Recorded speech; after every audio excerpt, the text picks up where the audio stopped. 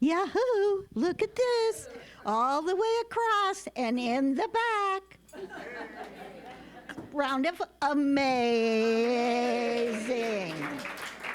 This is amazing. Happy New Year. We were here on New Year's Eve last week and had a great burning bowl, releasing so many things. And now we're here to create a new chapter, a new turn of the page, a new affirmation. Now, I do in White Stone Ceremony a little bit differently than you probably have done it before. So just wiggle around in your chair and be willing to may have a change. Okay, thank you. I have come to be very focused on the word intention. Now, I started working on this word and the power of it about 30 years ago. I actually had a coach who coached me in the power of intention. I used the word prayer in ministry. I used the word affirmation. I used many words. I had never heard the word intention used in manifesting my desires. So I'm going to share a few things with you today. It may be old news. It may be good news. It may be scratch your head news. So in intention, we create a positive energy. We are not asking anyone up, down, or around. We are not asking for our request to be fulfilled. We are knowing. We are holding. We are connecting with an energy that is invisible at this moment. We are not praying to a supreme being. Few nods. Now, I don't want to interfere with your prayer life. So if you're comfortable, so be it. This is what has worked for me. Acknowledging that there is an energy within me that is greater than my human self. It is my sacred self. Put your hand on your heart. It is my sacred self that is connected to the divine energy field, which I cannot see. And that's why the mental mind, the intellect questions it, because it's invisible. However, we feel it. We feel it, don't we? We know there is something more in me, in you, and in this vast universe. So how do we tap into that? How do we take the formless and propel it into form? Ooh. How do we take the formless and propel it into form? Now, I have a little story. Any of you remember Greg Braden? He's written many books. Yes, oh, you probably studied Greg Braden. And this is a story you've probably heard. Good. And this is a time when Greg Braden, he had a good friend that was a Native American elder. And he asked him to go with him on a drive. So Greg Braden said, sure. And he said, we're going to go to a medicine wheel. Okay. So they drove out into the desert to an ancient medicine wheel. And the elder got out of the car. Greg Braden got out of the car. And he stood by the car. And the elder went into the center of the ancient medicine wheel. Within 10 minutes, the guy got up, came back to the car and said, let's go. Greg Braden was very confused. Now, he thought this would take hours and hours. He was going to dance, he was going to sing, he was going to chant, he was going to do all kinds of things. And he said, why did we come here? He said, we need rain. And Greg Braden said, well, you didn't do anything. He said, I wasn't praying for rain. I was rain. I had water drenching over me. My feet were in the mud. I was soaking wet. That is the difference of then praying for and intending to. Now, I know that this community has made many intentions that are being fulfilled right now, moving from one chapter to the next. And we see that in our everyday life. You have an idea, you have a dream, you have guidance about something, and you hold it. Now, what's the difference between holding and asking for? It's my responsibility to hold it. I don't write or pray to something outside of myself. Well, that's done. No, I am responsible to continue to hold that intention.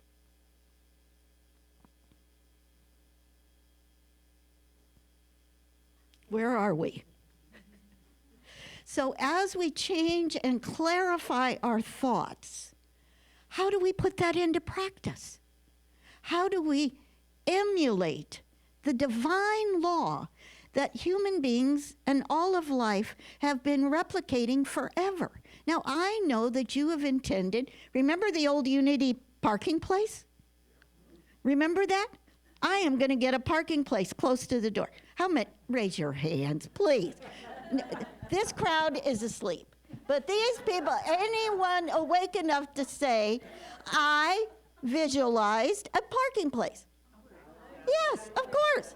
I remember 30 years ago for Easter, I wanted a red linen suit.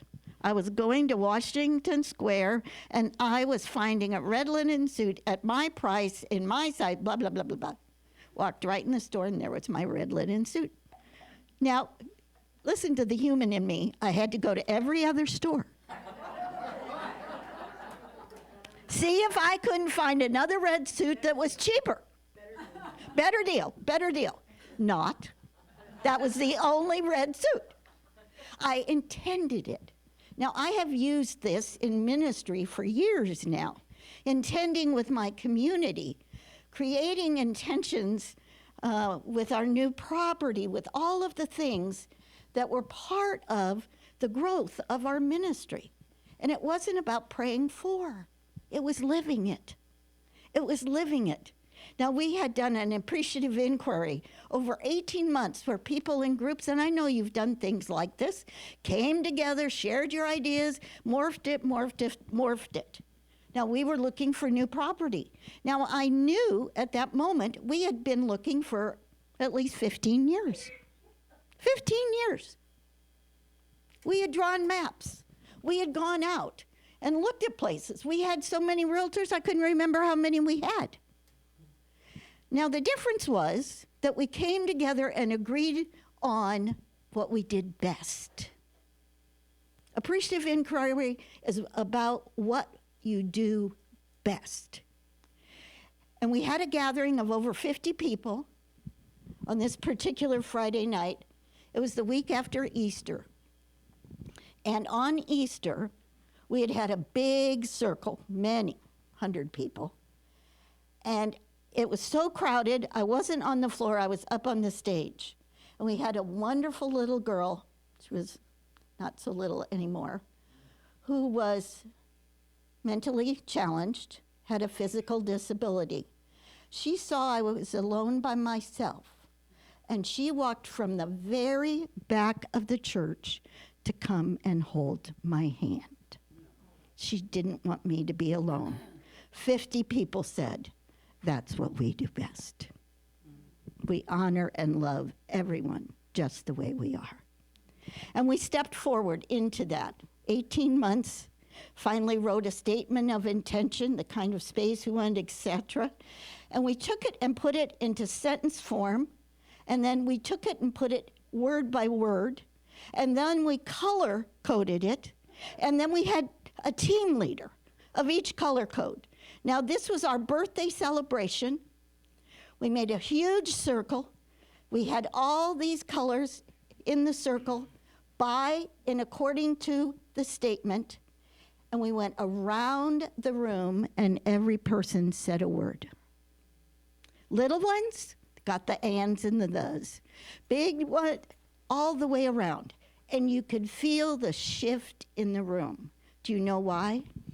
We embodied it. We took it into our body and we shifted that energy. You could just feel it like that. Because we were one in alignment. We were holding the energy.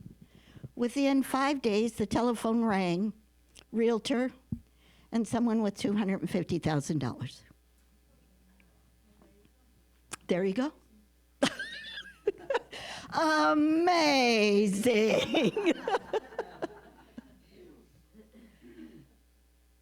So what is our resistance?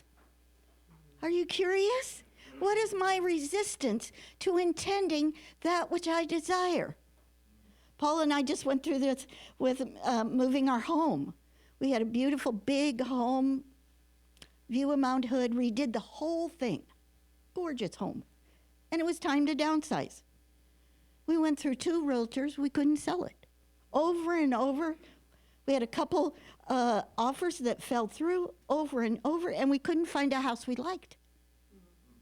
Now, we had made our list. I was intending. I was chanting. I was listening to Wayne Dyer and Manifestation, CD. Nada. Here's the word. Continuing. No matter what the appearance, continuing.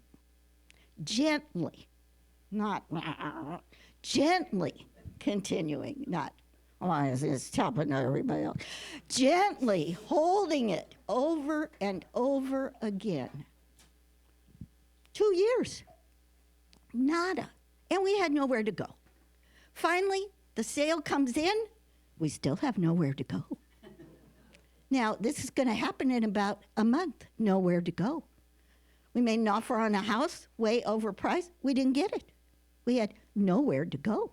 Now, we're still intending. Victoria's made a sacred table. I get up every morning. I chant. I go over the list. Universe, you know what we're asking for. 2 weeks before, online, there it is. Perfect house for us. Called our realtor, saw it on Saturday. We were in line. We had less than a half an hour to see that house. 10 people were waiting to see that house. I didn't even see all the rooms. Put an offer in on Sunday. Sold on Monday. We got our house and we love it. But did it look like it wasn't going to happen? Yes. Did it look like the appearance? The universe is not listening. Now, I'm going to share something about Unity of Salem. When we look back over the holiday season, we remind ourselves that you were asked, for 200 stuffed animals for the foster children. Now, you'd done 100 stuffed animals for years, then the next year 150. And you had to take some money out of your funds to make sure you got 150. This year, you had 200 plus. Diane met someone in Goodwill. Where are you, Diane? Met someone in Goodwill who's been collecting bears, had brought 40 bears that had been in a closet. So Elizabeth is in the back. She went to Goodwill. She brought out a whole bunch. We have more than enough. Now, I was in a discussion, should we tell them we can't do it? Whoa. Say it with me. We did it. We did it. Amazing. Amazing. Now, when I first came here, there were 20 people. That many, right. That was on a good day. That was on a good day. That was last spring. And then there was a few more and a few more. And I said at a meeting, I am holding for 50 plus for Christmas. And I'm holding for abundance. Christmas Eve, we had 45 people. Burning Bull, we had 54 people. And today there are 50 people in this room. I want a round of applause. Yeah. So what changed? What changed? Well, we can come up with a lot of things that have changed. However, the intention, I, of course, wasn't the only person holding that intention. Many people were holding that intention. It is believing that the universe can duplicate without us knowing how. We have a couple people here today who have never been here before. So that energy is drawing new people as well as people who are returning. Are we willing? Are you willing? Am I willing? Are we willing to go from a small church?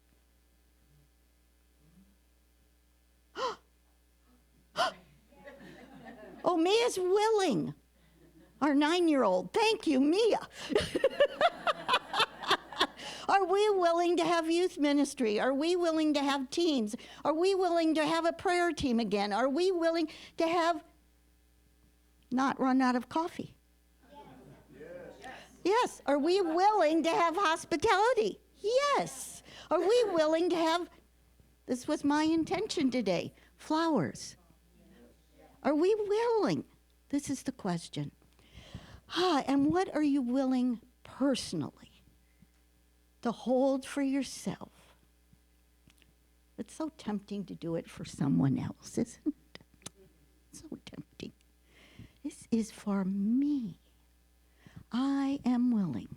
Whether it has to do with health or finances, relationships, whatever your desire is, the universe is waiting to manifest for you a red suit, a parking place, an energy field. This is an energy field in this room. A home, a car, a friend, a best friend. So now we're going to have our meditation and move into the moment you've been waiting for while I was talking, writing on your white stone. So please hold your white stone in your hand. Oh, okay. I'm going to ask you to write on both sides today. I am going to ask you to write a personal intention. And we're going to have time in silence. And I'm going to ask you to write on the other side an intention for unity of Salem.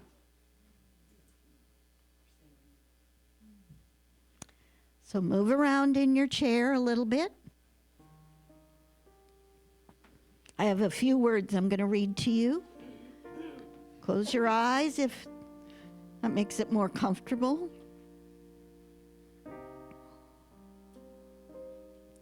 Right now, I detach completely from the past and the future and bring all of my focus, all of my awareness, all of my energy to this brand new moment.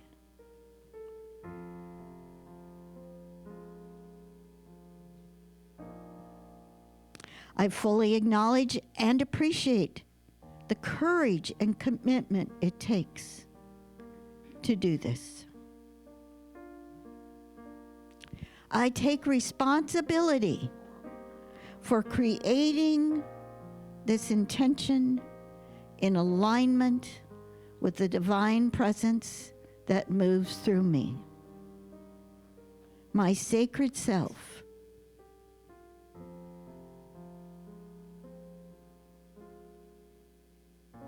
is ready and willing to manifest this intention.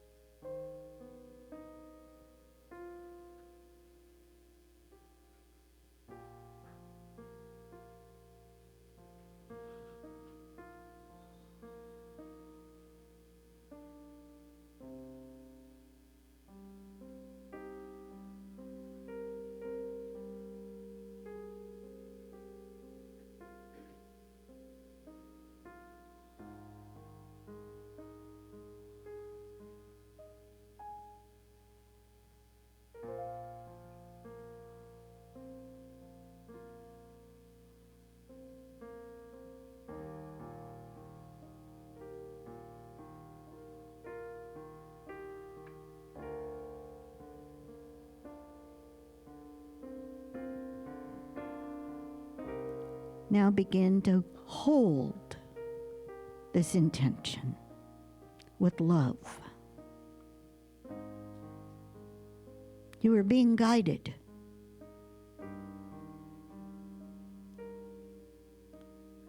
Align yourself with the energy of manifestation.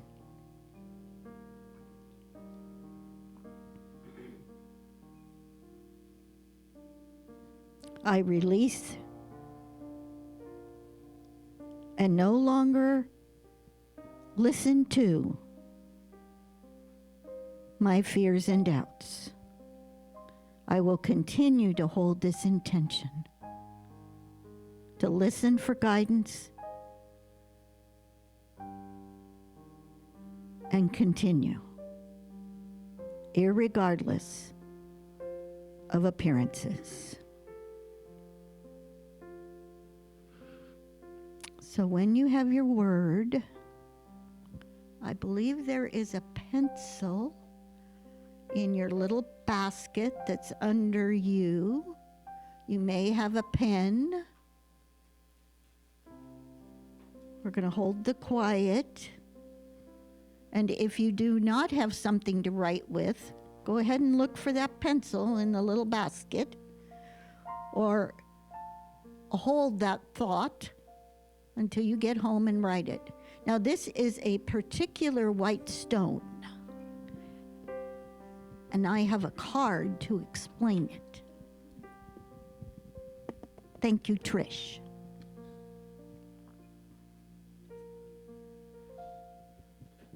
This is from Jerusalem.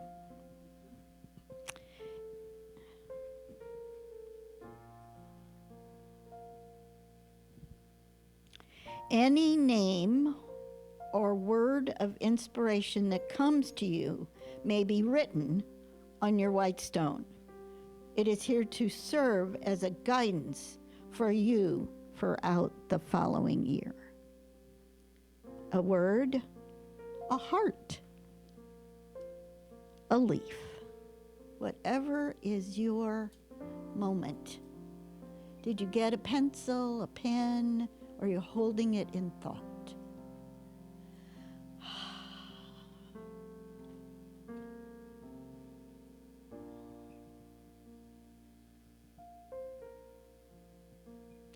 This releases victim mentality.